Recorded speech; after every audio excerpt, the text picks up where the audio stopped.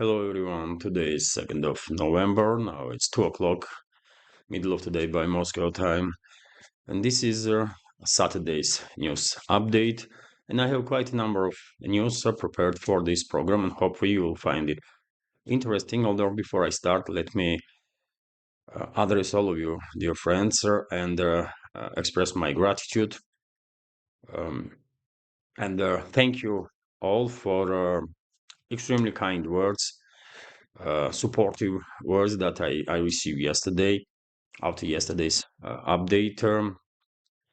Truly grateful.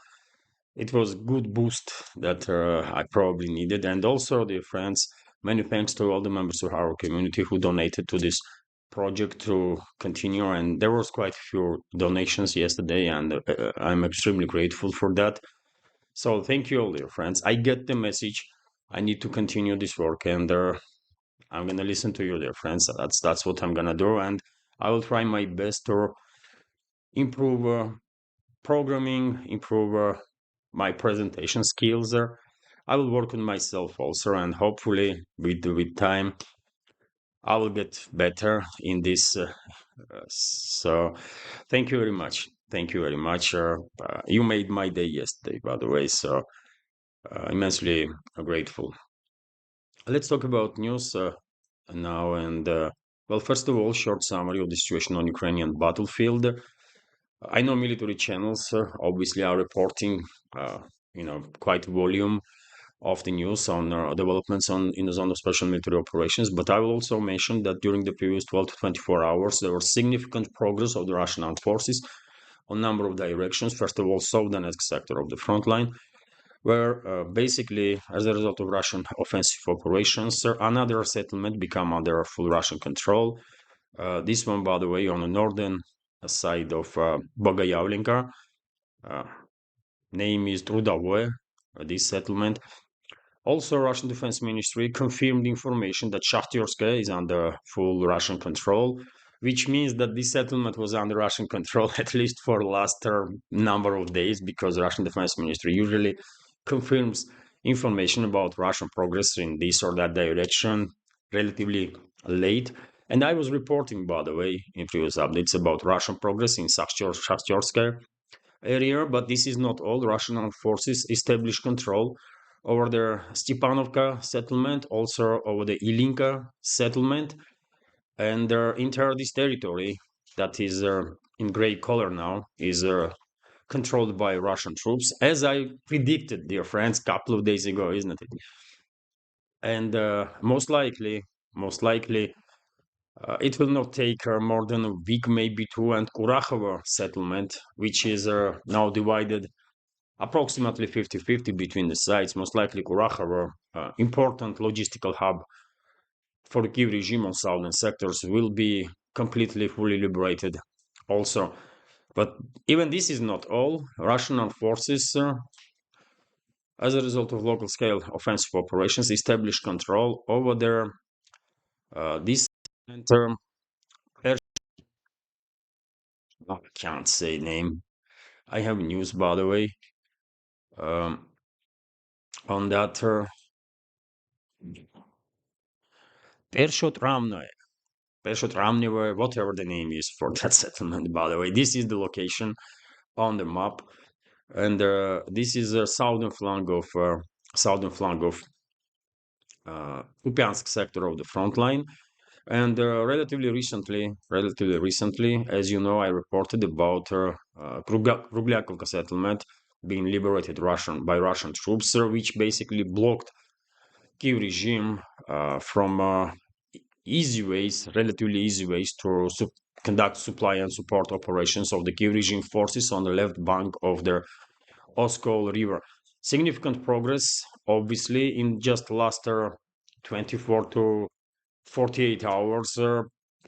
Five settlements, 4 or 5 settlements become under full Russian control. And if this is not at least a good indicator that the Kiev regime's armed forces basically collapsing, at least on a number of directions, then I don't know what that is. So that being said, let's go through some other news now. And TASS news agency is reporting that during the nighttime, early hours this morning, Russian air defense systems on duty intercepted 24 drones that were launched by Kyiv regime to strike deep inside Russian territory with assistance of number of NATO member states. First of all, US, obviously, because they are providing, US and UK mainly are providing flight path and they're targeting data for this. Drones are also, RIA Novosti is reporting that Russian Defense Ministry confirmed information about liberation of Leonidovka, Novoukrainka, and Shakhterska, and much more settlements actually are liberated, and probably tomorrow, maybe day after, Russian Defense Ministry will report about these other settlements also that I mentioned today and in previous updates. Also, dear friends, during their previous night, early hours today, Russian armed forces were conducting long-range strikes, precise strikes on Kyiv regime's military and logistical infrastructure, and also energy infrastructure, and explosions were heard in Kiev and the Kiev region. I shared on my Telegram video of Russian Giran drone over the Kiev, and also Russian armed forces, as a result of long-range precise strike, destroyed the command and control center of Kiev regime's neo-Nazi Kraken formation. I guess this formation had their significant losses as a result of these strikes. And as I already mentioned, Russian troops were conducting strikes on logistical and military infrastructure of the Kiev regime and on also energo infrastructure. This was stated in this news by RIA Novosti, which once again confirms recent statements of uh, Dmitry Peskov, press spokesman of the Russian president, that there are no negotiations or there are no any deals in place between Moscow and Kiev to avoid any strikes on energy infrastructure of each other. Also, dear friends, very interesting news. Very interesting news. U.S. citizen is becoming a Russian hero. I will say. If you remember, a couple of days ago, I reported that Russian special forces evacuated U.S. Citizen from one of the settlements on South Donetsk sector of the front line. That settlement was um, Bogoyavlenka, this one, this town. And initially, we just knew that there was a U.S. citizen that since 2000 uh, operating in Kyrgyzstan territory and providing Russian intelligence militaries with their intelligence data, which helped Russian armed forces to conduct precise strikes, long-range precise strikes on military and logistical infrastructure of the Kiev regime and minimize possible damage or minimize risks of the damage to civilian infrastructure or civilians. And initially, we did not know who this person was, but today he had a press conference here in Moscow, and you can see on your screen this individual. His name is Daniel Martindale. So that's the person, by the way, that was assisting Russian troops. He is in Russia, as far as I understand. I read a couple of reports about him, his statements during that press conference, and as far as I understand, he intends to stay in Russia. He wants to uh, have a family here, do some business in some agricultural sector, and so on. He has some ideas of what to do. Although after special military operation will end, was specified. This was specified, which maybe means that he might join officially now Russian military. Maybe that's my guess, and he will operate officially now as Russian military. And after special military operation will end, he will, he has some plans for civilian life. So well done, by the way, well done. This kind of news is definitely needed because even though in Russian media, by the way, or from Russian officials, you're not gonna hear some xenophobic propaganda or statements towards any uh, group of people or any nation. Uh, of course, extreme hostility that number of states in the collective West are demonstrating towards Russia may have some influence on some people, and this type of news is definitely needed so that people here in Russia and worldwide will know that we should distinguish between the so-called political elites and ordinary people like us, because that's the ordinary. I mean, hardly he can be called ordinary, by the way. He lived 2 years under Kiev-controlled territory and operated basically as a Russian spy. Nothing ordinary about that. He's clearly extraordinary person. But this type of news definitely, in my opinion, brings people closer, and there will be lesser hostility among us ordinary citizens. So it's good stuff, man, and good luck to this person. Most likely he will become Russian citizen in a relatively short time, and will be good citizen of Russia. So that's this person. When in this news, he's basically talking about his plans for future, um, and when special military operation will end, he wants to find his himself in agricultural business. He wants to build some agricultural uh, uh, equipment, or most likely has some experience in that field. I don't know, but good news. Also, dear friends, Riyadh newspaper is reporting that well, U.S. Leadership is blaming Russia for possible deployment of North Korean troops against Kyiv regime's forces. This was stated by Blinken. Let's translate at least a couple of sentences from this news. So, I mean, this topic is not going away, isn't it? Especially in the Western media, by the way, because here in Russia, I mean, this topic is not even in top 10 or 20 or something. I mean, no one really pays that much attention, but because Western ruling class is using this topic to justify whatever actions they have in plans, they are not letting this topic to go away from headlines. And well, U.S. Secretary of State Antony Blinken accuses Moscow of possibly using North Korean troops against Ukraine, saying that 10,000 North Korean troops are already in Russia. U.S. Secretary of the State Antony Blinken said that the Russian authorities may use North Korean soldiers in the battles against Ukraine.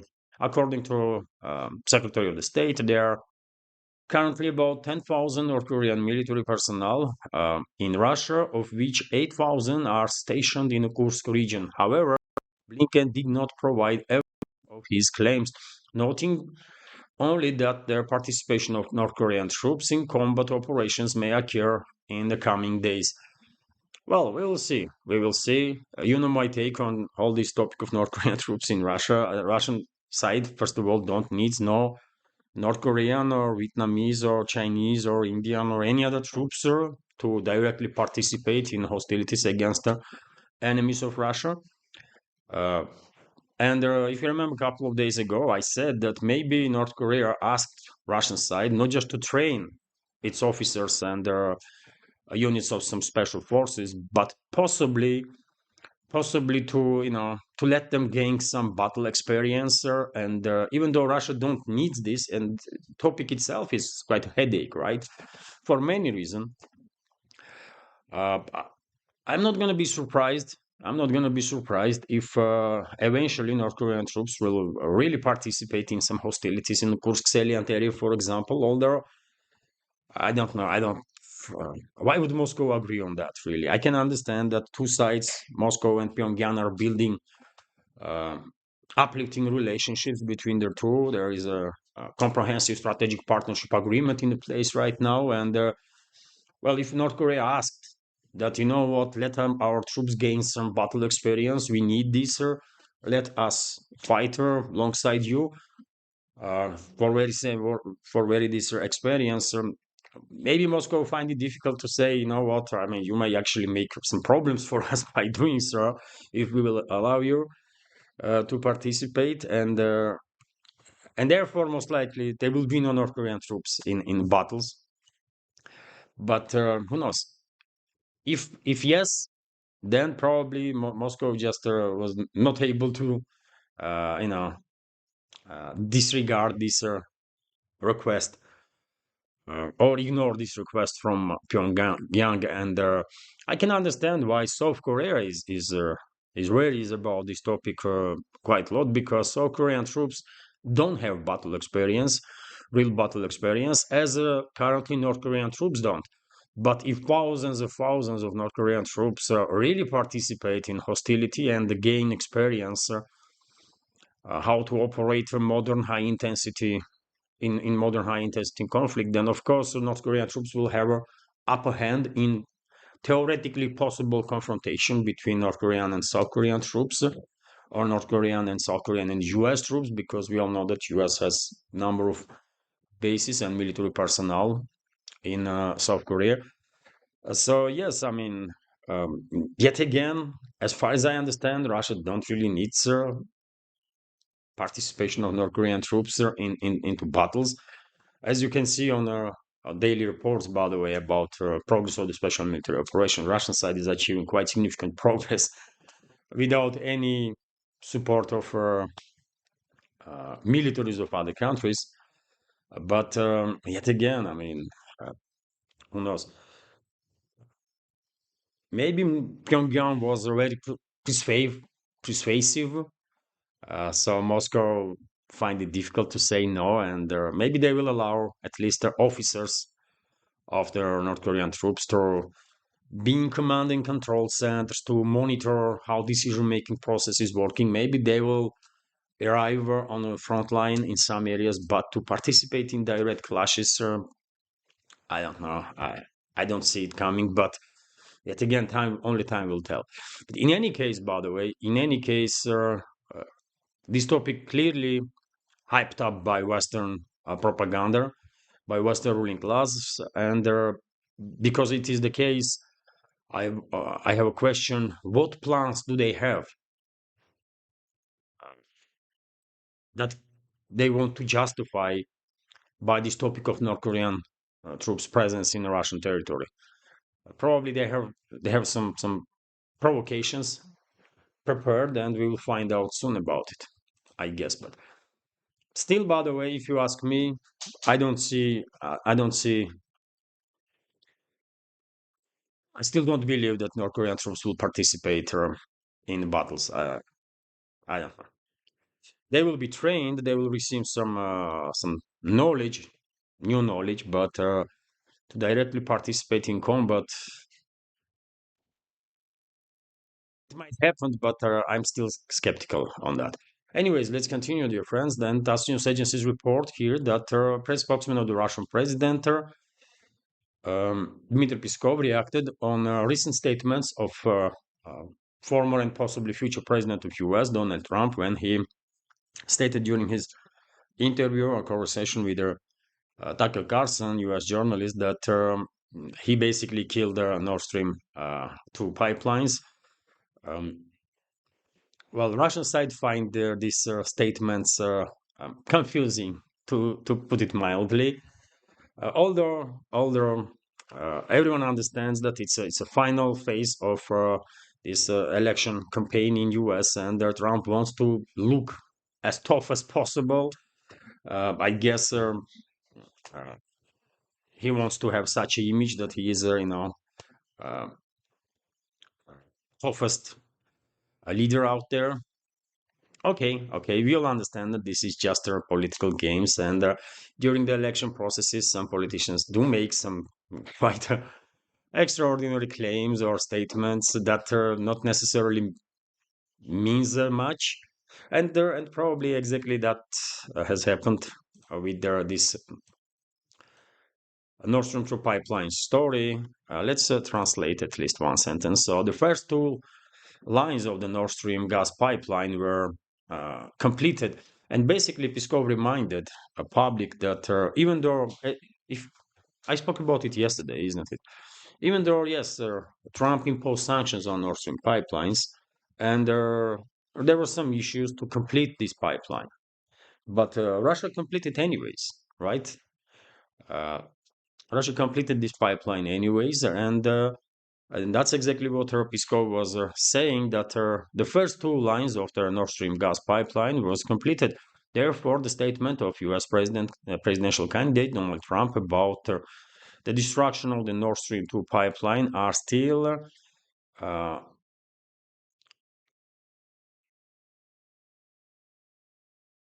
are, you know, uh, not understood by Moscow, let's say this way, непонятно или малопонятно, which means loosely understandable.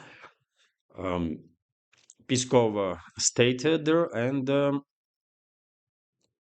he said that yes, this pipeline was built, and one of the pipes, by the way, from Nord Stream 2 is still operational. Maybe some people don't know, but there are two projects, isn't it? Nord Stream was initially built, and then Nord Stream 2, and both these projects have two pipes, right? Three pipes were destroyed as a result of this attack uh, that was conducted by or authorized by Biden's administration, right? And one pipe is still operational and can be used just at any point. But Germany is refusing to use that pipeline because of their fear of possible reaction from the Washington and London. Anyways, let's continue. RT is reporting that Trump also made another quite interesting statements. For example, his promises to drive a wedge between Russia and China. And when it comes to Nord Stream, by the way, it was not Trump that killed it. It was Biden's administration. Uh, I can understand that Biden probably did not really think about that topic much, did not really make any decision. There are some people, some other people were making dreams, but Biden was a president, right? So formally, responsibility is on Biden and his administration. Trump promises to drive a wedge between Russia and China. So the Republican nominee Donald Trump has blamed U.S. President Joe Biden for deepening of Russia-Chinese ties and promised to drive a wedge between the two nuclear powers. Yet again, I can understand that he is coming from obviously Russia and China as a result of Western, uh, as a result of hostilities, extreme hostility from the Western ruling class are getting closer and closer and closer, and right now our on relationship is on top level like never before, and both countries become much stronger as a result, much resilient. And I can understand that Trump and his inner circle groups that are supporting him are not happy with this. Probably they would prefer to have a good relationship with Russia, uh, which might theoretically help them to influence at least certain policies of Beijing. But yet again, there is no trust, isn't it? Even if Trump is elected, let's say, and even if he will meet with the Russian president, right, and behind the doors, if they will discuss what can be done to improve relationships between Russia and US, Russia and the collective West, I don't think Russian president can trust Western elites. Trump may promise anything, right? But will he be able to implement these promised policies? That's a big question. And Trump will be in office only for 4 years, right? 4 to 5. And after that, another president may came in and like break down whatever agreements were reached. So therefore, there is a systematic issue here. Western political systems cannot be trusted because, and they demonstrated so many times that they cannot be trusted. That even if Trump, his supporters, his inner circles um, want to see improvement in relationships, let's say between Russia and the U.S. or Russia and West, which will theoretically help Washington to deal with at least some policies of China. It's not going to happen. It's just too late for that, unfortunately. And to rebuild trust, probably tens of years will be needed. So therefore, I can understand Trump is coming from, um, but I don't think he will be able to do anything really in terms of driving the edge between Russia and China, or in terms of improving relationships, for example, between Russia and the collective West or the US.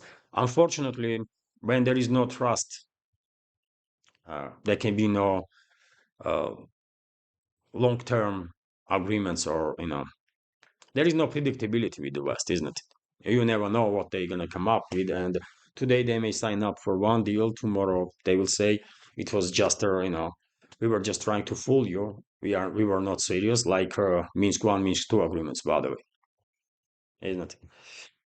And many others. I mean, it was US, isn't it, that first signed up for Iran nuclear deal. One president signed for it. It was Obama, isn't it? Came to office and he said, you know what, you know, we're not gonna obey to whatever agreement you had there. And this is I mean, it should not be that way, because if every other president destroys all the agreements that previous one achieved, then where is the predictability? How are you gonna deal with the uh, country in that regard? Anyways, let's continue.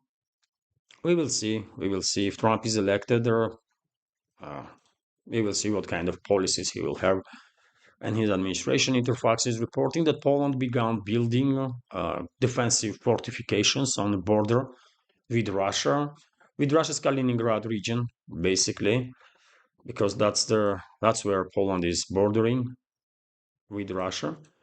So let's open this. What is wrong with this map, man? I don't know. So this is Poland.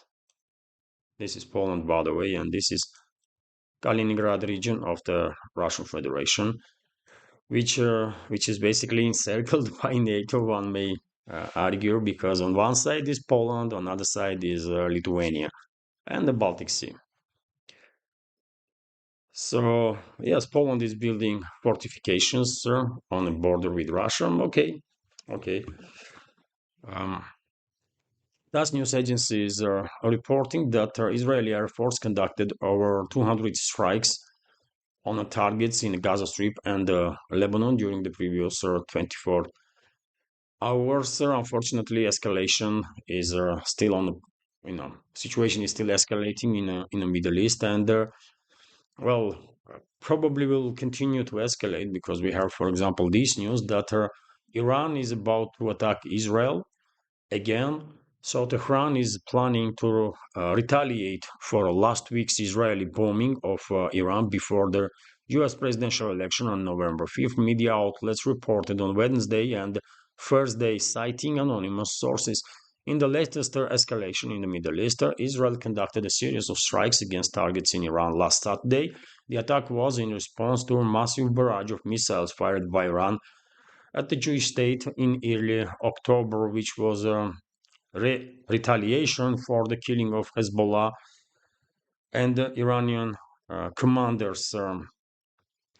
And now we are receiving news that Tehran decided to retaliate for recent Israeli strikes after reassessment of damage that was done by Israeli attack.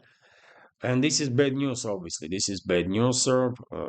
If Iran attacks now, Israel will obviously retaliate, and the Israel leadership on its own is talking about additional strikes on Iran. So region is definitely getting closer and closer to war, because these two major military powers in the region are actually targeting each other on quite regular basis, and it may provoke regional war, uh, unfortunately, quite fast. Interfax is reporting that Pentagon is deploying additional troops to the Middle East, which once again indicates that possibly hostilities will be on rise in this region, and the U.S. is deploying Abraham Lincoln aircraft carrier, also B-52 bombers, some fighter jet fleet also will be additionally deployed through the Middle East. So US is getting ready for something also. When I see this news, I mean B-52s, where B-52 is gonna fly? Not, I don't know, and they can launch cruise missiles, isn't it? they can launch quite a lot of cruise missiles, those B-52s, so they don't have to enter space of the, you know, airspace of their uh, country. They can launch those cruise missiles from hundreds of miles away. So probably, I mean, I don't know. They are getting ready for something. They are getting ready for something, and I'm afraid the Western ruling class, which is pulling the strings, unfortunately, probably will. There is high risk that they will be able to provoke regional war there, and they want it. And in my opinion, they want it because they want to shut down navigation in the Persian Gulf and cut off China from the Middle Eastern energy sources. And they don't care what kind of havoc that will bring to their world, their energy sector and world economy. They just don't care about it. All they want is to harm China somehow, some way. RIA Novosti is reporting that Foreign Minister of Russian Federation, Sergei Lavrov, will visit a EU member state first time since the beginning of special military operation, and he will visit Malta, by the way, home of one of their most influential, according to some secret societies, Maltian order. Uh, some say they are descendants of Hospitallers, order of Hospitallers during these crusades and stuff. But anyways, Malta will host her next summit of the Organization on Cooperation and Security in Europe, and Lavrov is scheduled to participate in that meeting. So Russia's foreign minister Sergei Lavrov plans to visit Malta in December to attempt a meeting of the OSCE, Council of Foreign Ministers, which will be his first trip to EU countries since the start of special military operation. Vedomosti newspaper reported about it initially. So okay. I'm a bit surprised that Lavrov will participate in work of this council of the foreign ministers of Organization on Security and Cooperation in Europe, because this organization is clearly a tool that was used against Russia many times, right? Uh, and this organization no longer, I mean, existence of this organization no longer makes any sense because without Russia, I mean, this organization was created um, so that Russia and EU member states will have a field where they can exchange opinions and there can be some dialogue. But this organization clearly was used against Russia many times. So therefore, I'm a bit surprised that Lavrov will pay attention to this summit. But I don't know. Maybe he will not. Maybe he will say, "You know what? I don't have time for this nonsense." Maybe that's what is going to happen. Anyways, more news, dear friends, and I will end this update on this economical news that in 2025 in Istanbul center will open for gas sales. Ankara was talking about creation of the gas hub for quite a while, and Russia was supportive of this initiative of Turkey to become a sort of major gas transportation hub for a region, for Europe also, and seems like Ankara is definitely getting closer and closer to achieving this goal. So, gas trading center with the participation of the Turkish company Botas and the Russian corporation Gazprom will be launched in Istanbul in 2025. Turkish Energy Minister Alparslan Bayraktar stated, according to him, gas trade center will be established in Istanbul in 2025. Bayraktar stressed that the strong infrastructure will be built to manage the trading platform in the Istanbul Financial Center. The Istanbul Gas Index will be the basis for the forming gas prices. Russia will use it when selling gas, the Turkish energy minister added. So, yes, this is important. This is bigger, obviously, and And I guess number of other countries would also love to be in a place to host basically major gas trading uh, center, but I guess it's gonna be Turkey. And this is it for now, dear friends. This is it for now. Hopefully, you'll find this relatively short update informative, interesting, and useful. And if so, please click that like button and leave some commentary just about anything, any topic, and share information about my channel or my videos uh, with your friends on internet or in real life. And if you like my work, if you want to see further development of this project, you can always support. All the links are in this video description box and in the pinned comment. Thank you very much once again for your attention and support. Have a wonderful weekend and take care.